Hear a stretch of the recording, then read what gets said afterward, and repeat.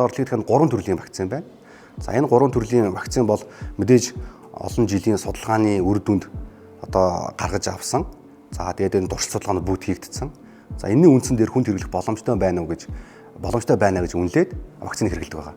Тэгэхээр яг энэ судалгаанууд дээр яг албан байдлаар хөвгүүдэд охтуудад энэ вакцин хэрэглэсэнтэй холбоотой ургийн өргүүлэлт хүргэдэг гэсэн тийм судалгаанууд нийтлэгдэг байгаа. Энэ вирус маань ихэвчлэн баг 90% нь умаа узын хавдар үүсгдэг. Шалтгаан болдог умаа узын хавдрын. Тэгэхээр эмэгтэй хүнд энэ вирусээс улбаатай умаа узын хавдар үүсэх эрсдэл нэмэгдэж байгаа гэсэн үг. За мөн бэлгийн зан үйлтэй холбоотой энэ зөвхөн умаа узын хавдар гэдгээс гадна энэ эмэгтэйчүүд үтрээ гадна бэлэрхтэн буюу бэлгийн их багуурвал хилүү. За нөгөө миний хэлсэн дөрөв бэлгийн зан үйлтэй холбоотой эрэгтэй эмэгтэй хүүсэнд адилхан энэ ам залгуурын хавдар ам залгуур гэдэг юм л да. Энд хилний арын уугийн тагнаа гүйсэн болчгаа. За энэ бэлгийн бас зан үйлтэй холбоотой эрэгтэй эмэгтэй хүнд хоёуланд нь адилхан шулунгасны хавдар үүсэх эрсдэлтэй. Мөн эрэгтэй хүнд бас шодоо хавдар үүсэх эрсдэлтэй.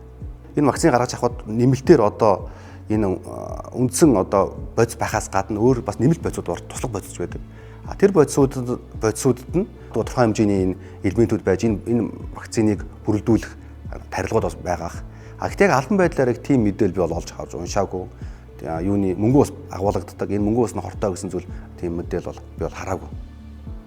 Тийм учраас дэлхийн бүх улс оронд одоо энэ вакцины ихэнх улс оронд хэрэглэгдэж байна тийм. Ямар нэгэн гаж нөлөө байхгүй. Эрсдэл харьцангуй бага гэдэг утгаар энэ вакциныг дэлхийд дахинд хэрэглэхийг зөвлөөд Монгол улс ч гэсэн бас энэ вакциныг 2024 оны 11 сарын 1-ээс эхлээд 11 настай охтуудад хүүгүүдэд хэрэглэхийг бол зөвлөж байгаа.